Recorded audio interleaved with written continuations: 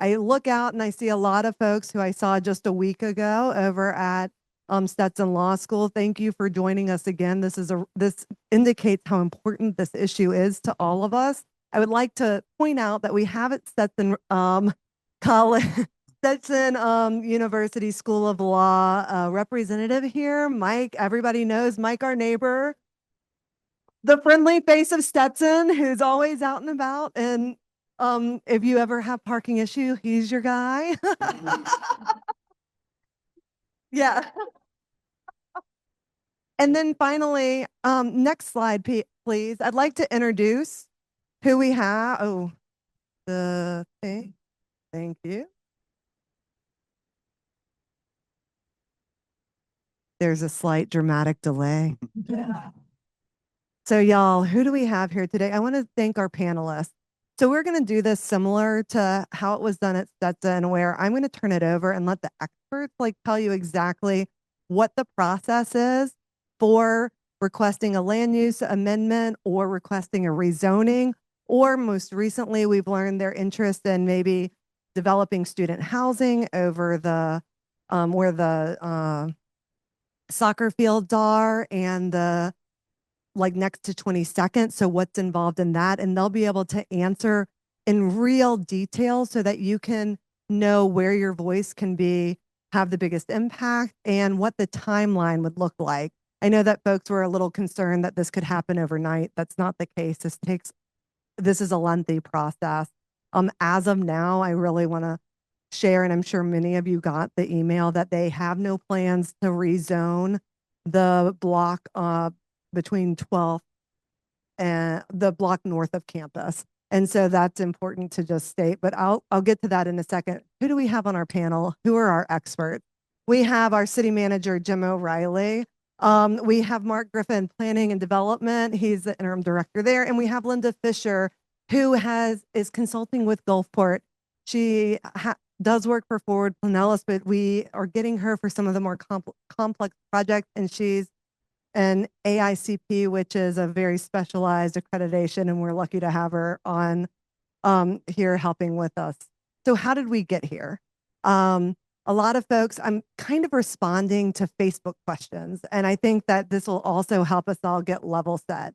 So over a couple of months ago, a neighbor noticed somebody who was surveying the block across the street from her house. And she said, "Hey, what are you doing?" And they said, "We're doing a survey for Stetson because they're about to do something with this block." And this very savvy neighbor, as we know that we have a bunch of very engaged neighbors who are very smart and knowledgeable, she reached out to Mark, and Mark said, "Oh yes, I just got this email recently from the county, from Stetson, saying that they're interested in exploring rezoning this block and what would be entailed." And so from there, I went to the city council. A lot of y'all showed up. We asked for this meeting. And then right before that, from there, Jim and I met with Dean Barros and with Allie Eagle, who is their community liaison. They kind of painted a picture for what their vision was for, or what his vision was for the neighborhood. We encouraged him to have a community conversation. He said, "Okay, that's great," and scheduled it. We had that community conversation. And then we also said, we will also have a process where you can ask what's involved from the city side. What does that process look like if they ever do want to rezone that block, or if they do want to build city housing? Oh, perfect that you asked. So let's get oriented. Getting oriented, y'all. So this is all of Gulfport on your left. That's from a zoning perspective. We in our neighborhood are the most restricted residential zoning. We're what's called R1A for those of you who are really interested. We also have institutional sections of our ward. And so we have the Catholic Church, we have Stetson, we have the nursing home. Those are the three big institutional players. This is specifically what, so you can see, we have the library there, We have Rosa in the nursing home. We have the Catholic school and church to the right. To the left, when we're talking, we'll be calling this the North Block. This is what they just recently acquired. Stetson recently acquired the final property there. It's a bunch of single family homes. It's on the backside where the international student, international study, yeah, international programs, security facilities. That's facing.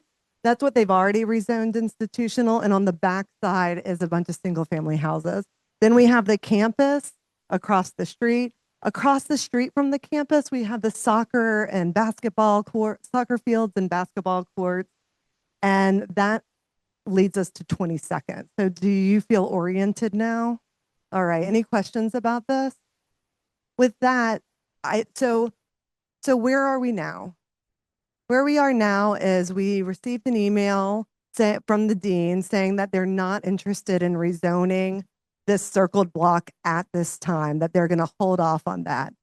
For those of us who were at the meeting on the 8th, we know that he mentioned that what he was really first hoping to do is to raise the money to build student housing on where the soccer and basketball, where the soccer fields and the basketball courts are.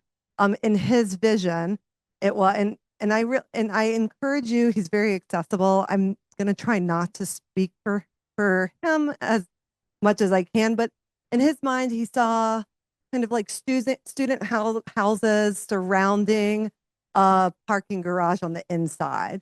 And he expressed an awareness that he would have to offset stormwater drainage and other like more permeable, deal with the permeability so that we could absorb, so that rain could be absorbed. So he expressed like a knowledge of like what would be entailed in that, but that's where we left it. And so what we're here today is, knowledge is power, and y'all were really curious about the city process, and he couldn't answer a bunch of those questions. And so that's where we're going to kick it off today. And so I am going to turn it over to the panel. And I think the first question that I want to ask is, what's entailed in doing a land use agreement amendment or a land use amendment or rezoning? So who would like to take that? Thank you. In order to rezone a residential block to institutional, you would have to amend two maps. There is the future land use map, which is part of the city's comprehensive plan. It's very general categories that would need to. It's currently the North Block, for example, is currently designated residential low, and so the map in the comprehensive plan would have to be amended to institution. The rezoning is part of your zoning code, and those categories are more detailed. But in this case, there's a one-to-one correlation. If it's an institutional future land use, then it has to be the institutional zoning district. Those are two separate processes. Anything to do with the comprehensive plan has to be reviewed by the state. And then there is, in Pinellas County, there's also an extra level of review at the county level where we have to hold additional public hearings. And there would be additional opportunity for the public to weigh in. That's a very general overview. Elaborate. So within for the city's purposes, it would have to go through the planning and zoning board before the city council meetings. Then when it goes to the county and the state, it comes back to city council, which we would do a 30-day notice before each meeting, as well as within 500 feet mail all residents, as well as having signage out front. I guess the best thing is at each of these public hearings, you as residents have the opportunity to voice either your opposition or your support. And that you take this directly to your elected official. We will make the not a recommendation, we will give a staff report, and it subsequently they will make the elected officials would make the determination. Now, as both Linda and Mark spoke of, you have a period of transition where it goes to the state of Florida. because it has to be concurrent. There's a lot of people throw the word concurrency around. There's things that have to be done that we have to require the builder, developer, the school, whatever you want to reference them as, to provide documentation that they can deal with their stormwater, they can deal with their traffic, all those things that we all talk about, that has to be reviewed for concurrency with the state and local comprehensive plan. So if they do decide, like let's say that a generous benefactor leaves Stetson $30 million and they're suddenly able to build that student housing on their soccer fields by off of 22nd. What would be entailed from the process perspective? Because that doesn't require, that's already institutional. It wouldn't require a land use change. So what would be required? And how would the community be able to weigh in on that process, or would they be?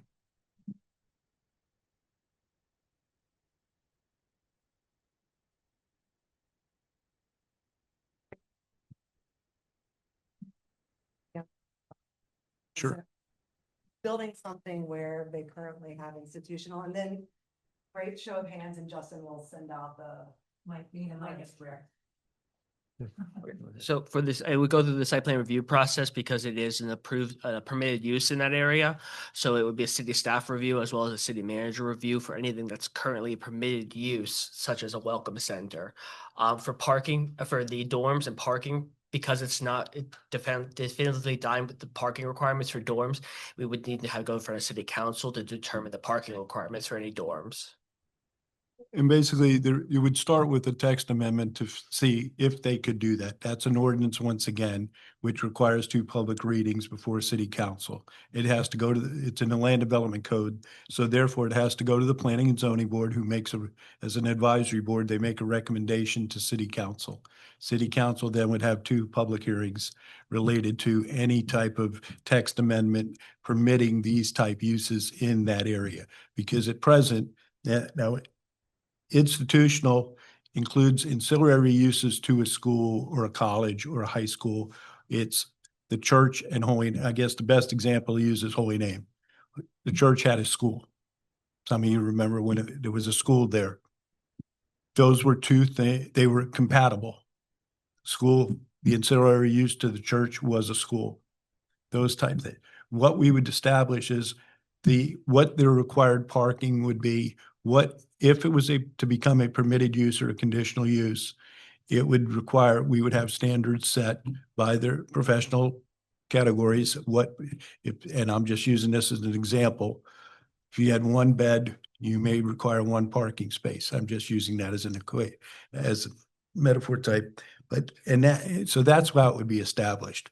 But the uses, you would have development uses. For example, the building could not be higher than 45 feet. Those are all in your land development code today. So you would take your land development code and apply it to the proposed project, excuse me. At present, that's what it's for the zoning that's there today. That's correct, yes. Does that mean all institutional have that stage items? Yes, in that zoning district, yes. Can I speak to the GAO question? Guys, I can hardly hear you guys. Okay. Sorry.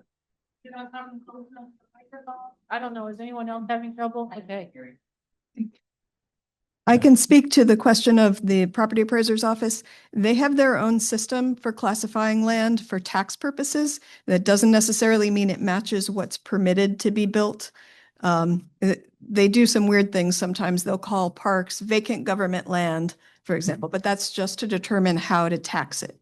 So that is what it says, but that doesn't mean that that's a regulatory designation.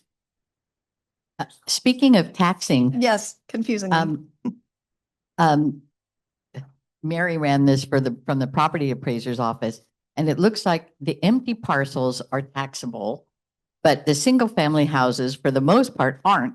But apparently like the older ones are, because some of them are and some of them aren't. So it would seem like if the school has houses in a residential area, they should have to pay property tax just like everybody else. But I don't know if there's a law that allows them, Yes, it does, because they're tied to the Baptist church. not to the Baptist church. I believe that's what it is. Is it Baptist church or is it Presbyterian? It's either the Baptist or the Pres. The base institution in DeLand, Florida, to the school. So schools don't have to pay any property tax even No. if they're private. Their school is, yes, is, or a Baptist, it's a church school. But then why do they have to pay on some of the houses? Can't tell you that, but I can tell you the primary uses that they list, that they are a tax exempt entity. So we're losing out on property tax on over 50 houses that they own. We shouldn't let them buy anymore. Yeah, thank you. Thank you. Well, I think the tax issue is still important, and thank you, Councilwoman, for that. I do have some stats that I ran for this as well, if you wanted to hear them. Stetson now owns 57 parcels in this area. 45 of them are exempt from taxes. The assessed value of those is approximately $45 million. Does anyone know how much they paid in taxes last year approximately? $21,000. $21,000 for the whole campus. Does anyone know how much taxes across all taxing authorities in Pinellas County that this benefit is? It's $750,000 a year. You know, Gulfport share of that, $170,000 a year. 2.5% of ad valorem tax Gulfport. And then I just went back because I'm like, hey, what if I applied some assumptions to taxes over the past 50 years, so to 1975? How much do you think Stetson has saved in current dollars over that period? Approximately $19 million. So I guess I'm just wondering what the community is getting for this basically takeover of our tax base over time.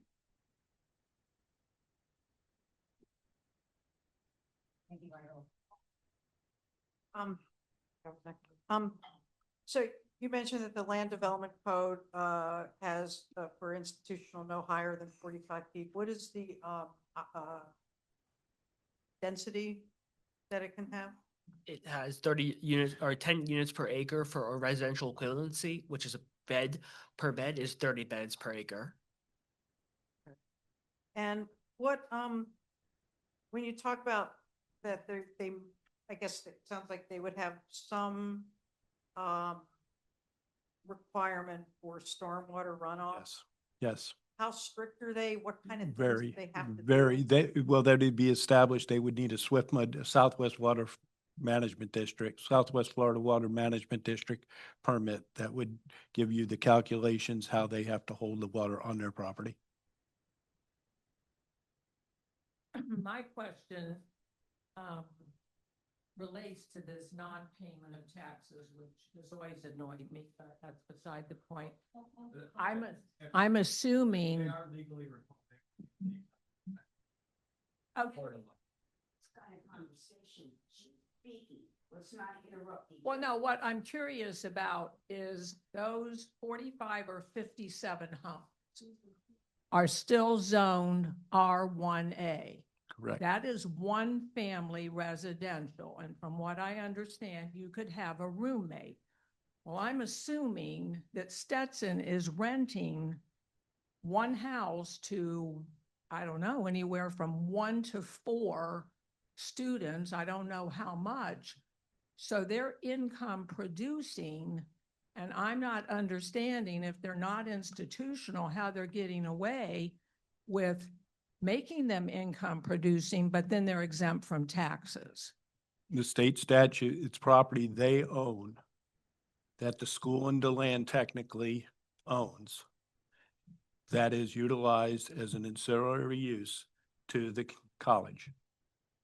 Okay, now I have one more question on that 45-foot. Yes. Is there anything in the code that is more complete than just, I go online and I go find Right. institutional, and that's where I found that Right. 10 units per acre.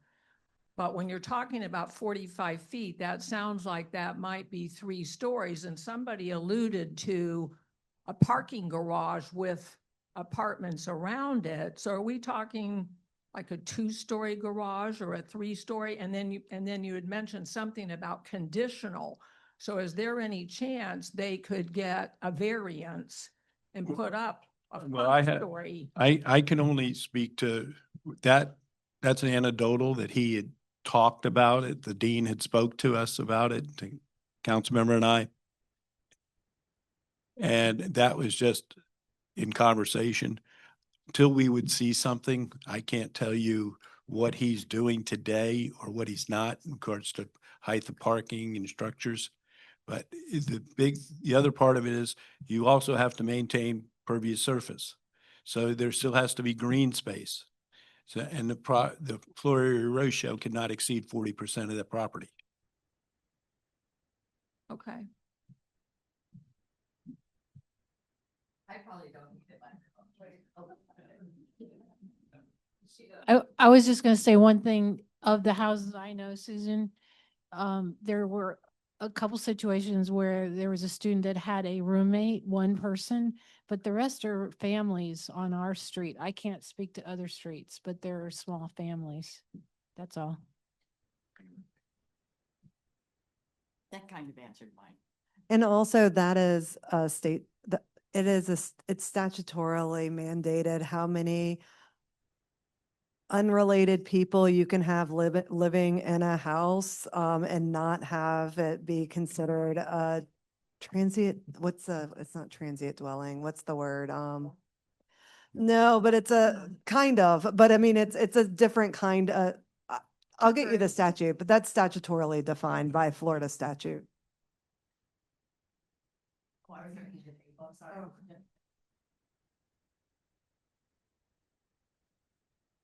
Any other questions? If I can go back to one thing about, because that area, the soccer field and the basketball court is already zoned institutional, there really isn't going to be any notification. I want to make sure I understand that of any of the abutting individuals, because they're not, they don't have to go that route. Is that what you're saying? Well, there's obviously, they would have to come to us with a complete package that met Right. all requirements of what we would ask for. If they were to ask for anything additional, they would at minimum have to go to the Board of Adjustment for a variance. If there was any type, we would first have to adopt, the council to adopt a standard for parking and such like that, would have to do a land use, not, excuse me, I'm speaking, a land development code change, which would be referred to be as a text amendment.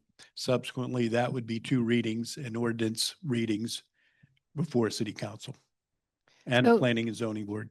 So the way we would know is if we were following city council meetings, that's where it would come up. It just wouldn't. If the ordinance had a land development, specific land development use within, as the council member spoke of, the notification would be within 500 feet and it'd be the property be posted. It's also legal ads. A lot of the properties that abut that field are already owned by Stetson. And I think one of them is a person who isn't there full time. I walk my dog. I know these things just from walking my dog. So I'm just that's what I worry about, is how would we know if something was progressing? Well, I think before and I'm going to defer to Mike, that before they moved anywhere, I believe as they spoke to you last Friday, they would make an effort to reach out to the neighbors, and the dean, as we spoke of, he understands the importance of talking to you. Yes, ma'am. Those, I can't speak to that today. That would be something they would have to propose to us. They would have to address their stormwater, though. Right. From 12th. Yep. Okay. Oh, okay. Two questions, maybe one is a comment. 6101 13th Avenue South, or 13th, Avenue South. That's the gravel parking lot. They demolished the structure and put the gravel parking lot in. I'm just wondering, are you aware of the, like the variance request? It seems like it would cover more than 40% of that particular plot. Or is it like an aggregate thing? I'm just wondering on that particular lot. We can look at what the site plan was approved for Okay. that. I can let you can speak, leave your name with Mark when we're Okay, done. thank you.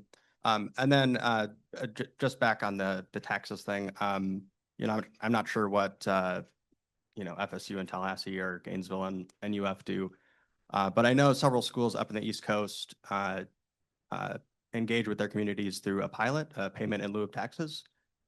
So I'm just putting it out there for people who want to explore that topic.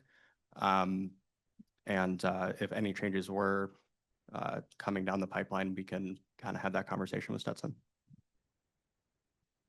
I just want to make a community note. Jennifer is our ward representative, and she lives in the ward, and she's a very communicative individual. And so if you subscribe to the city's newsletters, their Facebook page, there is so much valuable information every week that comes out from the city, and she does a lot on her own already. So I can only attest to her valuable time has been spent telling us all about this. So you won't have to go looking 500 feet or, I mean, you literally have to just go to your phone and find all the information that you need. I just want to remind people that it's very accessible. Thank you. Yeah, go ahead. Okay, so it feels like some of us feel like that we're in an adversarial position with Stetson. And I didn't know that. I didn't know that people feel that way, which I can understand it. I just didn't know it. In general, this is a big question to ask. Okay. What does Stetson do for Gulfport? That's a subjective answer, and at this point, I'm asking this question right now, No, not in November. Thank you, sir. I really, as the city, the government, I can't tell you, is there a quantifiable, in the past, they've donated monies for fireworks, as you're familiar with. You know, Mr. Pridemore's group being in the neighborhood. Now, that's not quantifiable to me, but I know he provides a level of public safety that's probably not existent in some other wards in the city.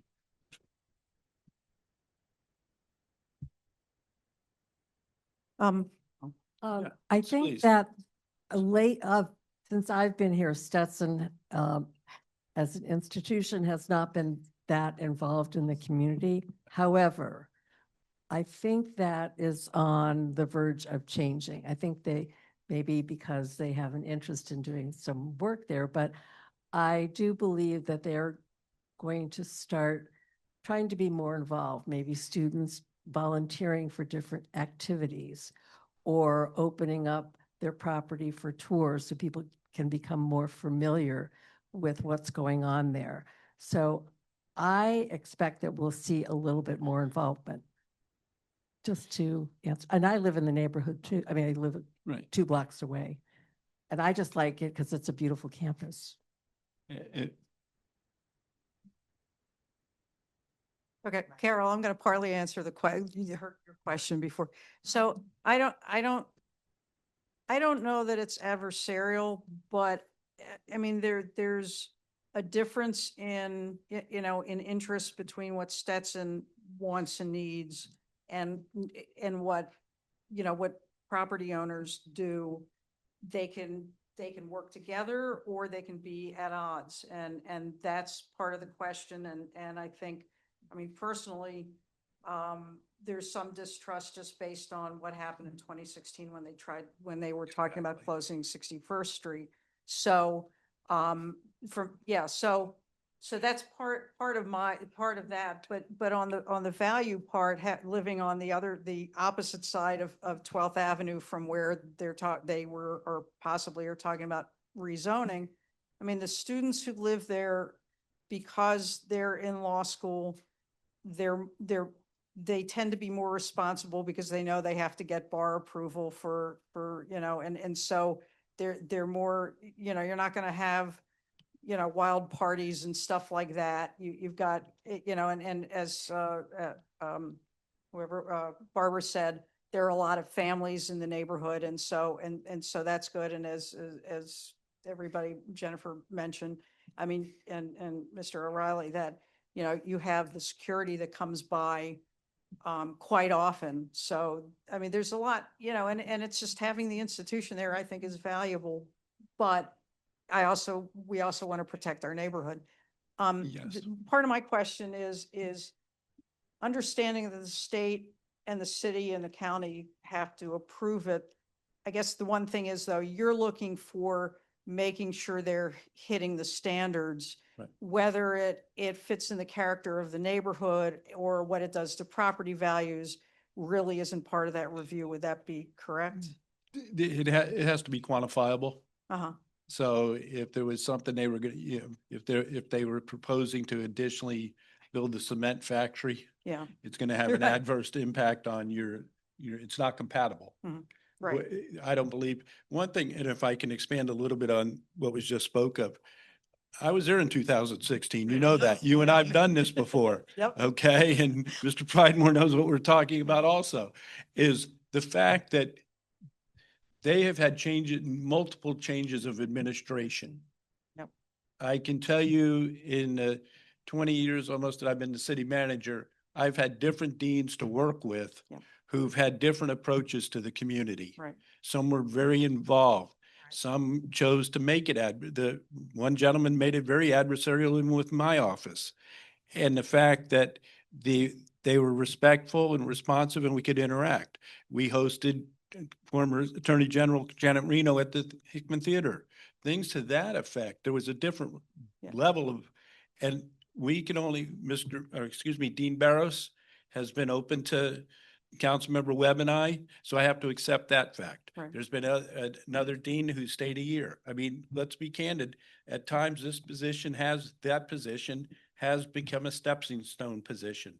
They've gone to much larger universities and colleges, and they weren't invested. Now there's other deans, back to Dean Darby, and that was invested.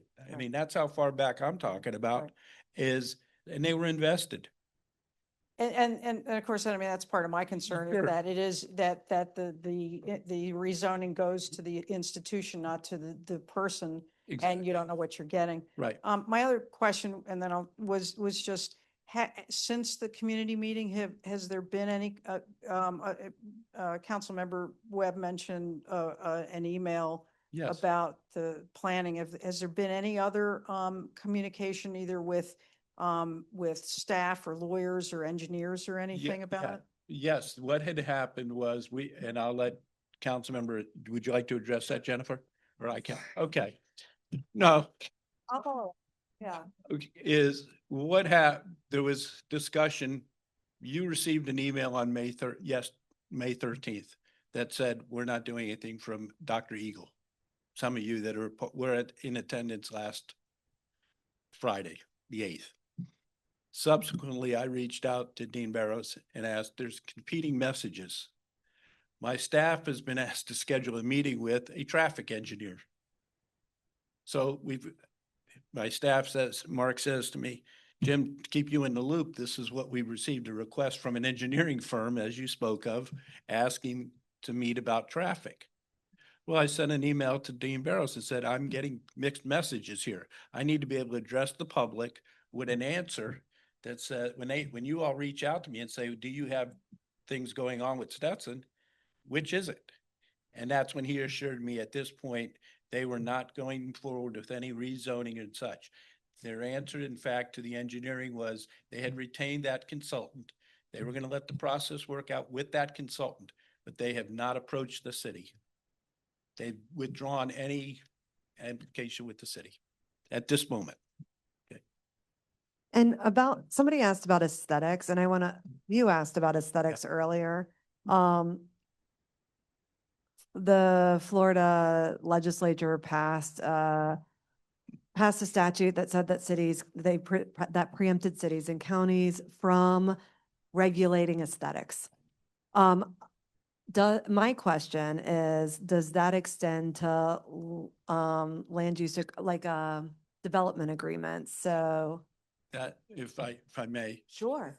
development agreements are complete or not, or you can work around what the statute prohibits. Okay. Because you can entice the person building the project to make these accommodations. Okay.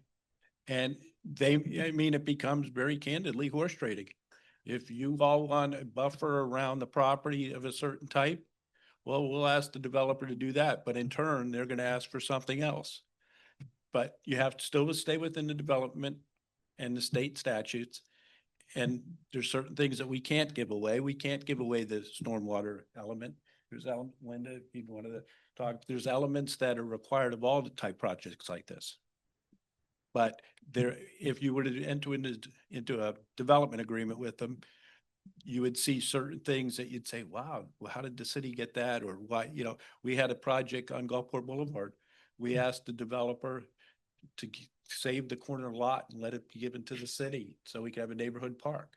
Now, the project never came into fruition, but that was one of our asks. So that's the type things as the council member spoke of, that you can ask for those things. I mean, you can't get away from the normal compliance and concurrency issues, but you can do things with aesthetics and such like that. And does that apply to any kind of, like, so if they wanted to build the apartments in the institutional area, that would be something that could be done because Yes. Mark, when you said site plan, to me, I think that's administrative. That doesn't Yes. see the light of day. That means that something's going to just kind of move forward without council or the neighborhood knowing. If I could address that. Yes, there's a site plan approval process. Site plan, okay. Site plan, I didn't want to interrupt you. Site plan approval process is an administrative task. If there was a development agreement, that would be approved by city council. So there would be a public hearing for it. Slide something in there. Those of us of certain maturity. The senior center, well, let me say Stetson sends students to the senior center to help with your computers, your phones, whatever. So Stetson is trying to get into the community. Right. Not because of any reason, but just because they can. Right. And I don't go No, to Stetson. and I don't think, no, and I don't think in that lane, they come help our participants and our patrons at the senior center with elder law questions and provide guidance on where to go look for an issue to address an issue. You're 100% correct. They want to, and right. And exactly. And that's what we're talking about. It's different people at the head of their organization who I don't perceive us as being adversarial with them at this moment. Now, I can tell you, we have been adversarial with them in 2016. I mean, I flat out told him, I said, you're not going to close the road because we battled this in 2011 and and actually, I can say this, it was battled in the 1980s. Am I correct? Yeah, okay. I know where you were. I know where you were. You were Any other questions, y'all? Any questions online? Online, if you have any questions, just put them in the chat and we can also get to them as well. I appreciate folks joining online. Yeah. So realistically, in your history of Mhm. Gulfport, when someone comes to you with such a large request, it could take years. True. So they're just planting the seed now. And I do know from experience that I think I had 14 permits pulled on my own house and I GC'd the whole thing. And I'm surrounded by Stetson students. I'm also on the Board of Adjustment. So to speak to people who are making recommendations and want to do things to property, and then the board has to say no because you're putting down too much concrete or you're taking out too many trees, et cetera. There is a backstop to all of that. So I do know that this does take some time. Where can you place an analogy of a size and scope of this projected build in relationship to anything else that you've done in the city? And how long did it take? Well, this is unique because it's a school. And the fact that I would anticipate it would take it a minimum if there was zoning issues to be addressed, close to 10 months. Lindy, would you like to talk about? Just for zoning, not even to get into the construction document stage. Go ahead. Right. So the state process typically takes a couple months, and then the county process is the same, but the state and the county process happen at the same time. So it has to wind its way through the Planning and Zoning Board, then the first hearing of the City Council, and then it goes simultaneously to the state and the county. And both entities have to approve it before it can go to second reading and final adoption at the city. Linda, so at the county, because it's pretty clear where folks can weigh in at the city level. So they can weigh in at planning and zoning, they can weigh in at city council meeting, first hearing, second hearing. For the county, it goes to Ford, Pinellas, and then the Board of County Commissioners, is that correct? That's correct. And each one is a public hearing, so they'll be advertised and the public is welcome to come and weigh in.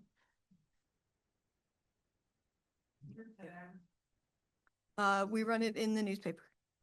St. Petersburg Times. Yes. It has to be a newspaper of general. It has to be a newspaper of general circulation. So I understand that if they're building in the part that's already zoned institutional, they don't have to do a rezone. They just have to do a regular building permit. Well, Like- they would have to go through site plan approval. Right, and all but they those don't have things. to do a rezone, so the Well, city council but- doesn't have to well, vote on that. What would happen is because at present we don't have a definition of dormitories within of institutional, there would have to be a text amendment, as I spoke of earlier. That would go to city council, first to the planning and zoning board, and then to city council to make that what the definition of college dormitories would be. So are the college dorms that they have now, did they go through that process? Well, they were built in they bought the building in 1958. I couldn't tell you. No, but I mean, some of those apartment buildings were built after that. No. No? Oh, okay. And if they wanted to rezone any of the area that's currently R1 or R1A, could the council just vote no, for instance? You could vote no, but you would have to base it on substantial information. You Facts. couldn't, the council couldn't just vote no because they don't want to do it. Well, then the issue is, that's the Bert Harris discussion. If they have they have some entitlements and rights, but if you say it's going to generate more traffic, and I'm not telling you how to vote or anything like that. I'm just trying to give you an example of what's a measurable, quantifiable reason to vote no. If the project's going to increase traffic, that's an impact to the neighborhood. And that's what we were talking about, concurrency and such like that.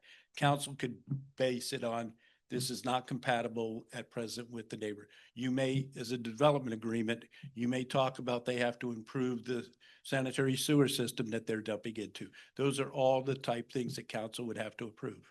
But for it to go from R1A to institutional, that's not a Bert Harris thing because they bought it as R1A. Right. But it's still, you're not taking away from what they could Okay. do with it as R1A, which is what they bought it as. So let me put it in this context. The discussion of going from R1A to institutional is why we're here this evening. There is a process. But I just asked if the council could just say no. I mean, I understand what you're saying about traffic and stuff, and that might affect the part that's already institutional. But if they just plain, because the neighbors didn't want it, decided to vote no, could they just say no? That's where I'm getting back to, what is your reasoning to vote no? Emotion or a fact? What if it's a motion? Then you can't do that. Why? You have to have, you have to have a quantifiable. But you can't, we'll get sued. Yeah. And so you can, I mean, we can just say suddenly that we kick them out and take all their property. We will just get sued. But because you have to base it on, because of land use stuff, it's so highly regulated. So like even going from R1A to institutional, you have to say, this will impact the neighbors because it'll impact their property values, because it'll impact their, negatively impact their property values. So then you're looking at the one property owner's rights versus another Right. property owner's rights. So it has to be based in something. It can't just, I mean, you can just say, no, and I'm not going to tell you why, right? I mean, like, there are council members who just vote and don't say anything. But at the end of the day, we would be challenged to demonstrate why we voted a certain way because, I mean, I would assume. And yeah, just, so I'm sorry, you have been patiently waiting. Go for it.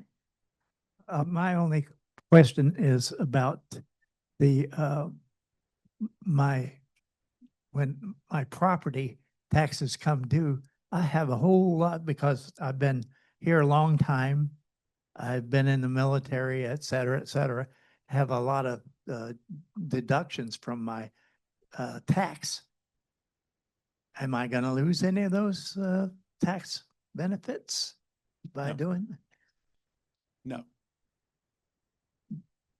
I'm just, I don't know. That's what I'm just, what I'm asking. If anything, well, so I'll answer this just Okay. from the overview perspective. If anything, the state is going, the state's going in a different direction. They are actually about to they are going to put forward something that would reduce property taxes even further to the point that it might actually challenge cities' kind of viability. And so we're waiting to hear what the state does there, but the state continues to increase the number of homestead exemptions for folks who have served. Thank you for your service, and for folks over a certain age and other things like that. So that's not necessarily, that's not even, yeah, so no is, don't be concerned that they're gonna lessen your tax burden. Be concerned that they're gonna make it so hard for cities to collect taxes that we're gonna have to become a suburb of St. Pete. I'm joking, kind of.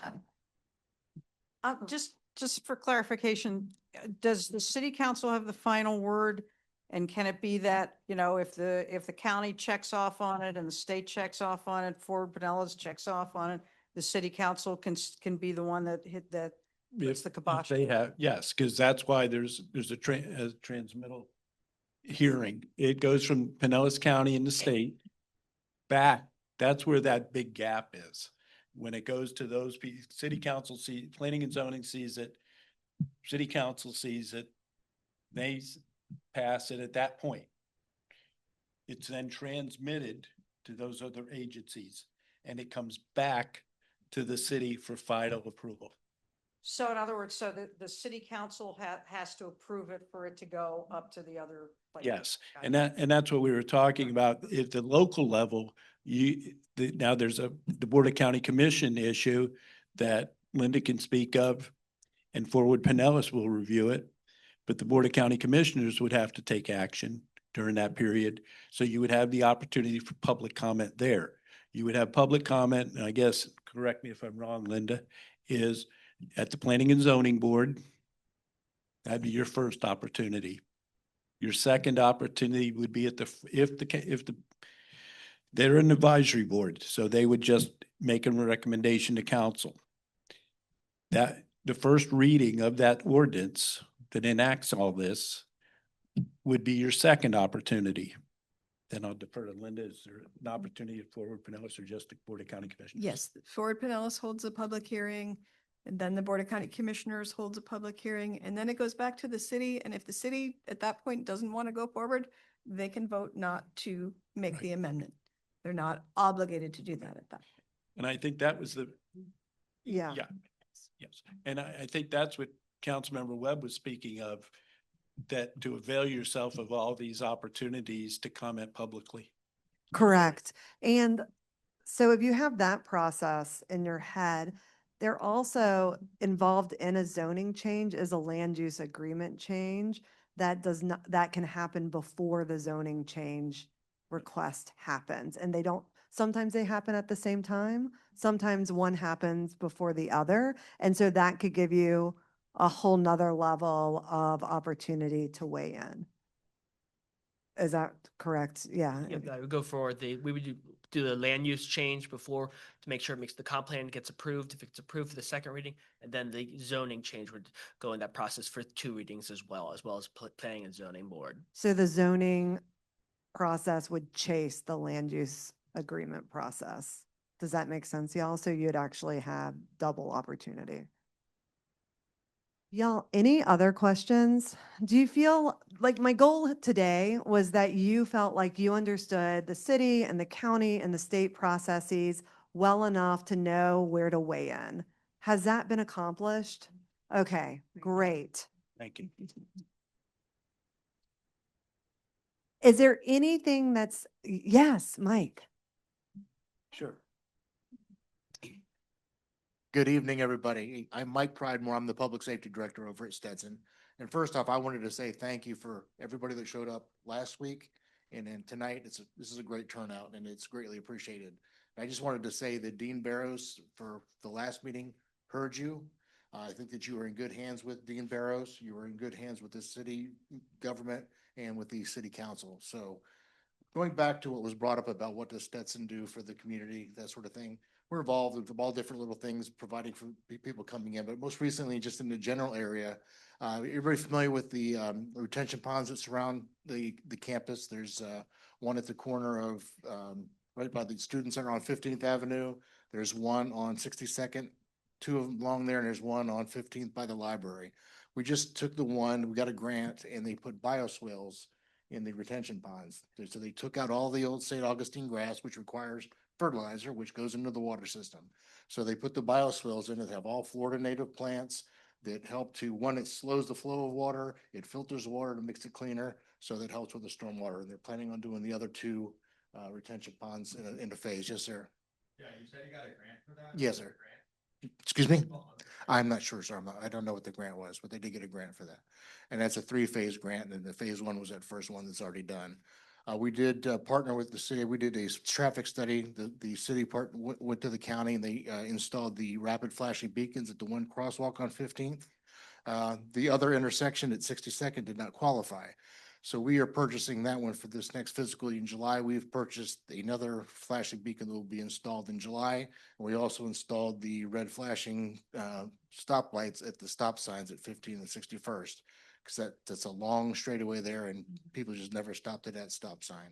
So it's little things here and there, but we do contribute. But I tell you, we want to be good neighbors. Dean Barrows is a fantastic dean and he listens. He wants to be part of the community. He actually hired Dr. Eagle to be a community liaison to be more involved with the community. So hopefully things will get better and you will see a change and be a little bit better neighbors. So thank you all again. Thank you, for being here Mike. tonight. Thank you.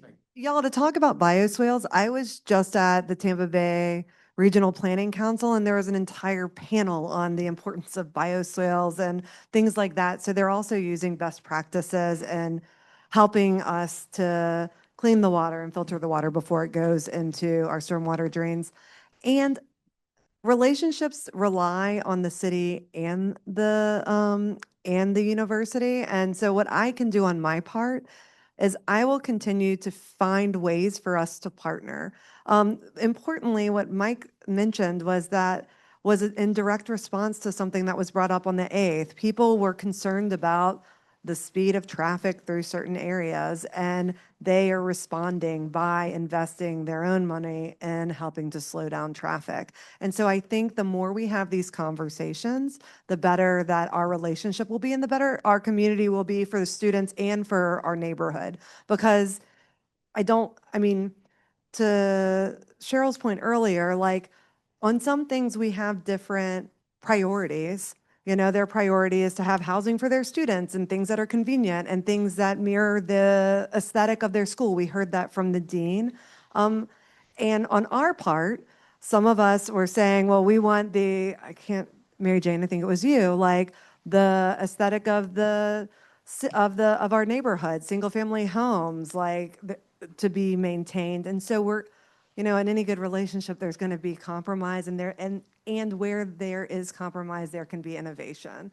And so even at the 8th, we ended with interesting conversations of what would a step down approach from institutional to residential look like? Like what would, from a zoning perspective, that look like? How would that benefit both of us in terms of making sure that none of us ever have to look out on the backside of, I don't know, student garden homes or whatever, and so I think that this is a great start. Is there anything that and I think we are fortunate because Dean Barros and bringing in Ally and in having Mike here and continuing to do his job is making it easier for us to partner. And so hopefully that'll continue into the future because that's what we want. That's what I would expect to see from an institutional partner is having someone in a position that is a community liaison in addition to Mike, who has taken the mantle on and held it firmly for so many years. Anything else that you need from the city or you need from me in order to feel assured that you have what you need moving forward to have your voice heard? Yeah. Wondering, is that going, like, how will the services be paid for? The extra services for police, fire, whatever needs to be done, trash pickup. Are they taxed? Does Stetson pay property taxes? They pay commercial rates for their uses, their city services that they do use. In regards to property tax, as Councilmember spoke of, by state law, they're exempt from property taxes. But as far as services, same as Boca Sega High School, you purchase it, Pinellas County School Board purchases services, utilities from us. It's the same premise. The fire department and police department? That's not, but I'm talking about city services that they would utilize. No, they do not just, you're absolutely, but that's. Big benefit from us. But that's the exemption they're receiving from not paying property taxes. Well, I understand, but I'm just trying to address, there's two different aspects of this. Property taxes, they're completely, if it covers if the service you use is covered by property taxes that you do pay, they are exempt from those things, public safety and such as that. If I can expand a little bit on the relationship, there's a resident spoke earlier about on 12th Avenue. There was a parking issue. The resident came to the city. We talked to Mike. Hence, there was no parking signs put up. Yeah. We worked through it. What was the impact to his student parking? Plus, what was the impact to the neighbor? So there is communication.